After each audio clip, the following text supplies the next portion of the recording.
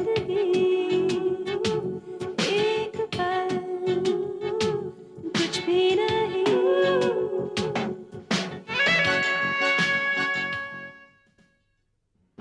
ऋषभ को बेटा कहने की आपकी 20-22 साल पुरानी आदत है और मुझे बेटा ना कहने की आपकी 25 साल पुरानी मजबूरी है। अब हम किसी के बागों में नहीं आएंगे। लेकिन पूजा तुम मुझे गलत समझ रही हो।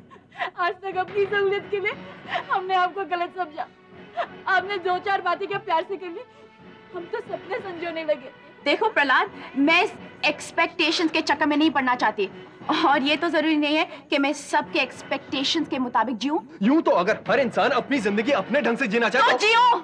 लेकिन मल्होत्रा खानदान की हर पार्टी का हुस्न हमेशा देविका से हुआ है, और आज भी यही बात साबित होगी। जिंदगी में मैं जो कुछ भी सीखा हूं तुम्ही से सीखा हूं। जब तुम आज तक अपनों की कदर करना नहीं सीखी तो मैं क्या सीखूंगा। मैं देख रहा हूं कि आजकल इस घर में पराये बहुत ज्यादा आने लगे। ना चाहते हुए भी आपकी चंद क्वालिटीज मेरे अंदर मौजूद हैं।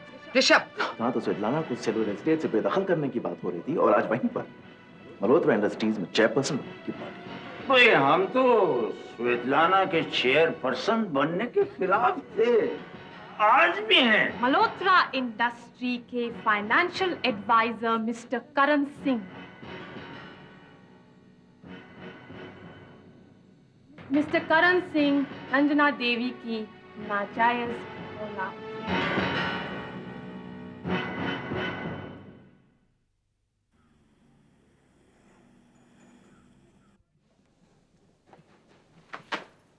माँ जी को क्या हुआ? नहीं कुछ नहीं हुआ। पर माँ जी तो। आप इन्हें कुछ देर अकेला छोड़ दें प्लीज। जी। पूजा, जी माँ जी। अब जब सबको पता चल गया है तो इसे भी बता दो। सब ठीक तो है ना? तुम जानते हो करण और मेरा रिश्ता क्या है? करण मेरा बड़ा बेटा है। मतलब करण जी आपके? ऋषभ का सौतेला भाई। अगर मुझ पे शर्मिंदा होना चाहती हो ना तो हो, नफरत करना चाहती हो तो करो। अब मुझे किसी की कोई बात पे एतराज नहीं है। नहीं माँ जी। जब ऋषभ को पता चला ना पार्टी में, तो वो गुस्से और नफरत से पागल हो गया। उसका ये रिएक्शन देखे तो मैं भी डर गई। मैंने अगर एक बेटा पाया है तो दूसरा खो दिया है। करण, अगर तुम मेरे बेटे हो ना, तुम देविका को कभी माफ मत करना, कभी मत छोड़ना। छोड़ो माँ, ये राज कभी ना कभी सबको पता चलना ही था। लेकिन ये राज मैं खुद ऋषभ को बताना चाहती थी।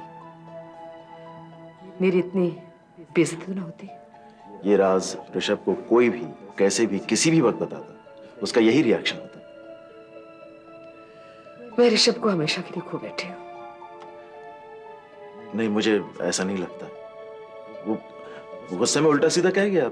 उसका गुस्सा तो आप जानती हैं। मैं उसका गुस्सा भी जानती हूँ और उसकी जिद भी। मैं उसकी नजरों में हमेशा के लिए गिर गई हूँ।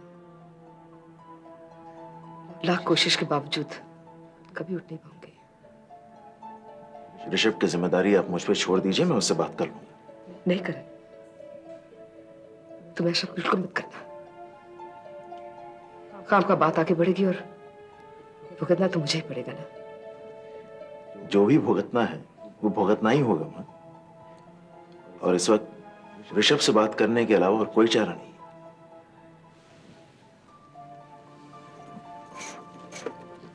हम भी आपके साथ चलते हैं, लेकिन हाँ, हमें उनसे पहले बात करनी दीजिए।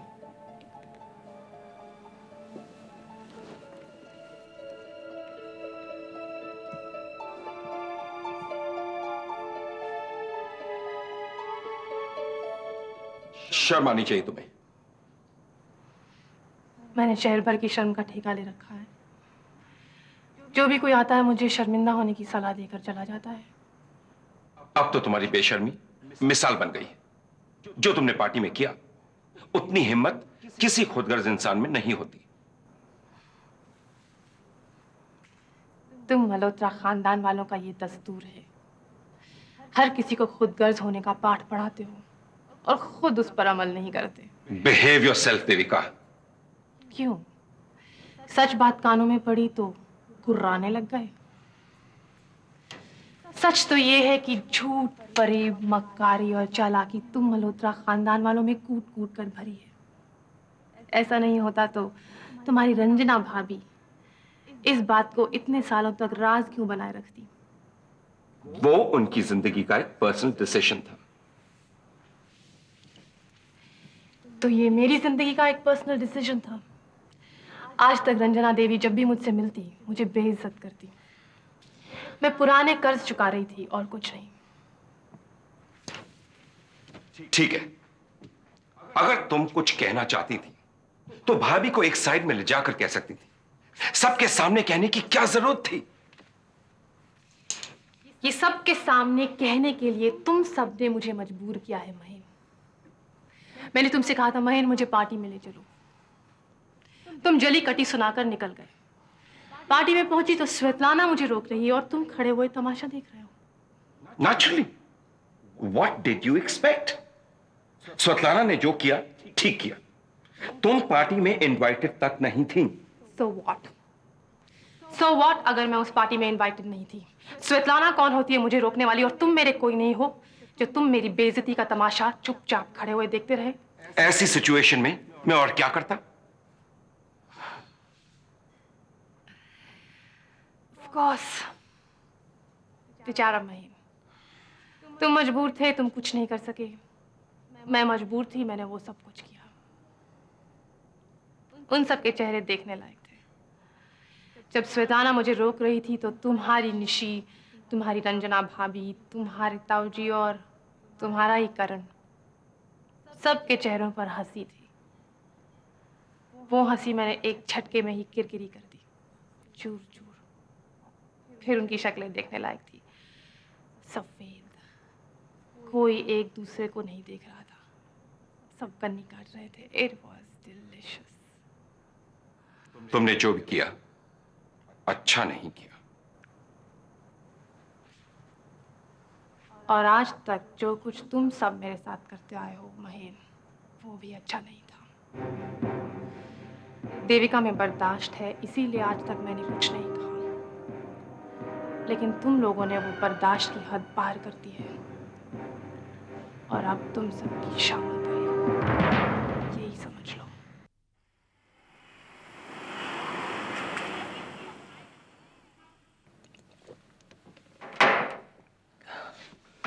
Waiter, waiter, sir.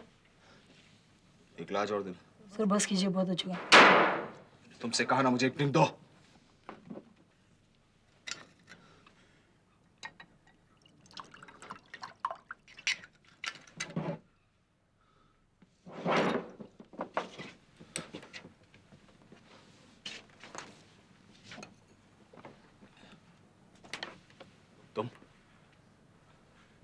तुम यहां क्या कर रही हो? चली जाओ, चली जाओ, मुझे अकेला छोड़ दो प्लीज। देखिए, आपके साथ रहना हमारा फर्ज है। हम आपको घर लेने आए। पूजा, मैं इस वक्त कहीं नहीं जाऊंगा। देखिए, आप जब चाहे घर चले, हम आपका यही इंतजार करेंगे। Puja please, leave me alone, leave me alone. तुम्हें बहुत अच्छी तरह से जानता हूं। अगर कुछ उल्टा सीधा मैंने तुमसे कह दिया तो रात भर रोती रहोगी। चली जाओ यहाँ से। आपके लिए जिंदगी भर रोना हमें मंजूर है। हम आपके हाथ जोड़ते हैं, हमें यहाँ बैठने दीजिए।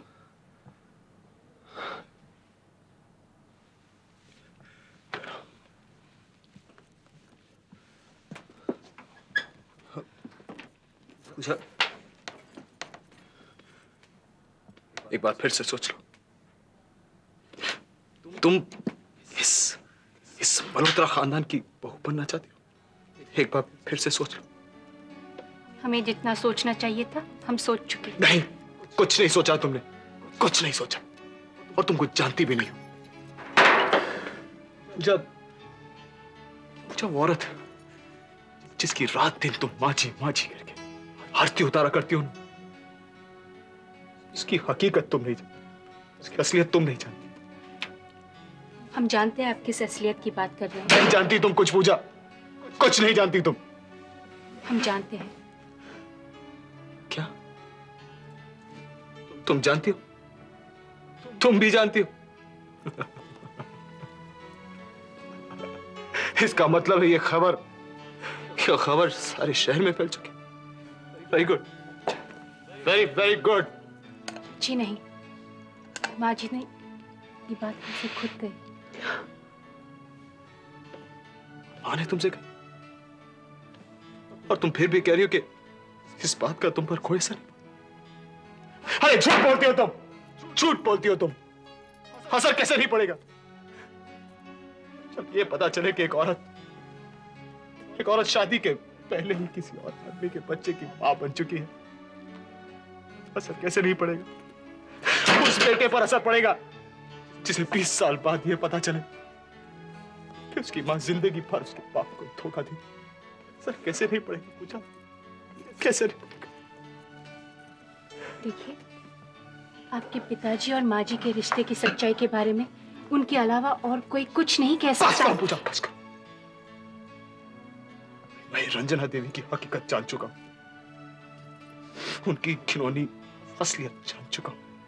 तुम्हारी कोई भी दलील या तर्क नफरत को कम नहीं कर पाएगा। का जायज बेटा हूं मैं, अपनी मां के रिश्ते को उनकी किसी नाजायज औलाद के साथ शेयर नहीं कर सकता। इससे बेहतर तो यह है मैं इस रिश्ते को ही खत्म कर दूं। देखिए, रिश्ते खत्म कर देना बहुत आसान होता है Rishabh. Hi girls. Hi mom. आज की पार्टी कैसे रही? Superb, sensational, fabulous and scandalous. बेटा, रियल क्या है, अनरियल क्या है, असली क्या है, नकली क्या है, कोई नहीं बता सकता। कम से कम आज की पार्टी के बाद मैं तो दावा नहीं कर सकती। लगता है आज पार्टी में कुछ हुआ।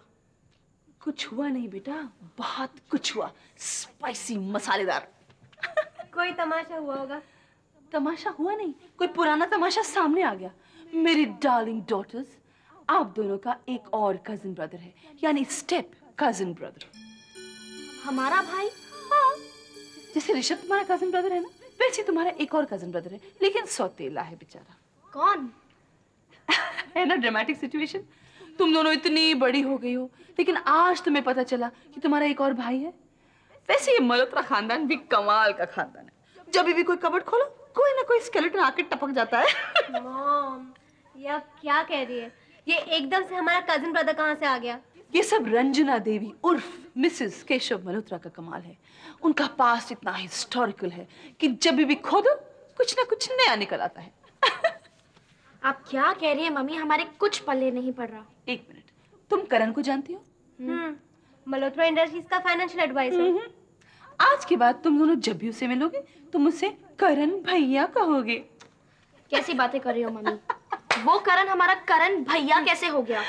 बहुत नाजायज बात है बेटा, लेकिन क्या करूं, रंजना देवी का एक नाजायज बेटा पैदा हो गया है जिसका नाम करण सिंह है। What? अब आया ऊंट पहाड़ के नीचे, बहुत कीचड़ उछाला था रंजना देवी ने मुझ पर। अब मेरी बारी है। क्या कभी इस खानदान में एक दूसरे पर कीचड़ उछालने का दस्तूर खत्म होगा? नहीं होगा बेटा, आई एम सो सॉरी। ये तुम्हारे मल्होत्रा खानदान ने ही मुझे सिखाया है। जब मैं इस घर की बहू बनी भी नहीं थी ना, तब से ये रिवाज चला आ रहा है। सॉरी। मम्मी, रंजना आंटी अब पहली वाली रंजना आंटी तो नहीं रही, बदल गई है वो। और पिछले दिनों आप ही कितने क्लोज आ गए उनके। क्लोज मैं नहीं आई बेटा, क्लोज वो आ गई। और ये बात मुझे आज समझ में आई है, क्योंकि उन्हें मालूम था कि ये करण सिंह का राज कभी ना कभी खुलने वाला है, और वो चाहती थी कि उस वक्त फैमिली में उसका कोई ना कोई सपोर्टर जरूर हो। तो आप उन्हें सपोर्ट करिए ना मम्मी। हमें क्यों रिश्ते बिगाड़ने की आदत है मम्मी? एक बात कहूँ, प्लीज बुरा मत मानना। रंजना आंटी इस क्राइसिस से अकेली निपट लेंगी। शायद आज उन्हें आपके सहारे की जरूरत है, लेकिन कल नहीं होगी। आपको फ्यूचर में उनके सहारे की जरूरत पड़ सकती है। और एक बात कहूँ मम्मी, हम दोनों को नहीं लगता कि पापा कभी भी इस घर में वापस आएंगे। और इस खानदान में आपके करीब सिर्फ रंजना आंटी है। मम्मी, आपको आगे उनकी जरूरत पड़ सकती है। Just give it a thought.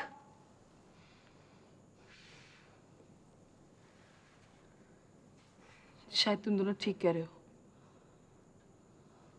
I'm a fool, I'm a bloody fool. मेरी अकल कहाँ घास चलने चली गई थी?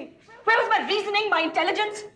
एक आदमी जिंदगी में आता है, झूठी कहानियां सुना सुनाकर जिंदगी में शामिल हो जाता है, अपना विश्वास जमा लेता है और इतने लंबे अरसे तक It's shameful. मुझे तो पहले ही शक था। मैंने तुम्हें आगाह भी किया था, लेकिन तुम मेरी बात सुनती कहाँ हो? माँ, तुम्हारी तो आदत है सब पर शक करने की। श्वेतलाना, तुम हमेशा अपने मन की करती हो, लेकिन जिंदगी का तजुर्बा तुम्हारी माँ को तुमसे कहीं ज्यादा है। लेकिन मेरा थोड़ा बहुत जो भी तजुर्बा है, उसका क्या हुआ? ऐसा लगता है जैसे करण एक बच्ची को चॉकलेट देकर बहलाता और वो बहलती रही। आज जब बैठकर सोचती हूँ तो उसकी हर मूव, उसकी हर बात एक साजिश लगती है। मुझे तो लगता है हमारी जिंदगी में दाखिल होने के लिए ही उसने सोनू को किडनैप किया था और वापस लाकर हीरो बनना चाहता था। हाँ, और ऐसा ही शक तुम्हें भी था ना सूरज, कि रंजना देवी का सोनू की तरफ एकदम से प्यार उमड़ना करण और रंजना देवी की एक साजिश थी, क्योंकि करण जो सोनू से इतना प्यार करता था, वो प्यार एकदम से गायब हो चुका था। सूरज, जवाब दो, क्या सोच रहे हो? स्वेताना, मैं आप दोनों की बात से सहमत नहीं हूँ। करण को यूं ही दोषी ठहराना ठीक नहीं होगा। करण एक झूठी बुनियाद पर खड़ा है सूरज। उसका हमारी जिंदगी में इतनी चालाकी से आने के पीछे कोई मकसद जरूर होगा, और वो मकसद खतरनाक हो सकता है। करण रंजना देवी की नाजायज औलाद है, सिर्फ यही राज खुला है ना। सो आजकल के जमाने में हर आदमी ऐसी सच्चाइयां छुपा के रखना चाहता है। What's so wrong about it? It's not unnatural. और जहां तक रहा सवाल उसका चालाकी से तुम्हारी जिंदगी में आने का, मैं समझता हूं शायद उसके पास और कोई रास्ता ही नहीं था। तुम उसकी वकालत क्यों कर रहे हो? Because I think he's a very capable financial advisor. और उसने हमारी एक्सपोर्ट हाउस को कितने आराम से लोन दिलवा दिया था। तुम्हें मल्होत्रा इंडस्ट्रीज में दाखिल हुए बहुत कम वक्त हुआ है, तुम मर्जर के बाद आए हो, लेकिन मुझे करण की कई डीलिंग्स पर राज खुलने से पहले भी शक था, और उसकी वजह से इतनी आसानी से लोन मिलना खतरे की बात हो सकती है। ऐसे तो फिर हम हर चीज पे शक कर सकते हैं। There is no limit to it. मेरे ख्याल से हमें किसी भी इंसान पे शक करने से पहले ये देखना चाहिए हमारे पास उसके खिलाफ कोई सबूत है या नहीं। लेकिन एक बात सबूत के साथ बाकायदा साबित हो चुकी है। आज रंजना देवी उतनी ही नाजायज है जितनी मैं उनकी नजरों में थी। रिश्ते खत्म कर देना बहुत आसान है ऋषभ। तो जाओ जाओ और जाके अपनी मां के साथ वो नाजायज रिश्ता निभाओ। मेरी तरफ से तुम्हें पूरी छूट है। चले जाओ, चले जाओ। मैं जानता हूं तुम्हारे दिल पे क्या बीत रही है। अगर मैं तुम्हारी जगह होता तो शायद मैं भी यही सब करता। तुम कुछ नहीं जानते, कुछ नहीं समझते तुम। अगर 20 साल बाद तुम्हें ये पता चले कि तुम्हारी मां बदचलन है, तो तुम क्या करोगे? बताओ मुझे करण, क्या करोगे तुम? मां के बारे में इस तरह बात वो बदचलन है जिस औरत ने जिंदगी भर अपने पति को धोखा दिया, बेटे से फरेब किया, वो औरत बदचलन नहीं तो और क्या है? तुम इससे बात करो। उसी औरत की दी खैरात पे तुम आज पल रहे हो। 20 साल पहले अगर मेरी परवरिश के पैसे मेरी मां ने तुम्हारे बाप को ना दिए होते तो तुम भी सड़कों की खाक छान रहे होते। तुम्हारे बाप की औकात क्या?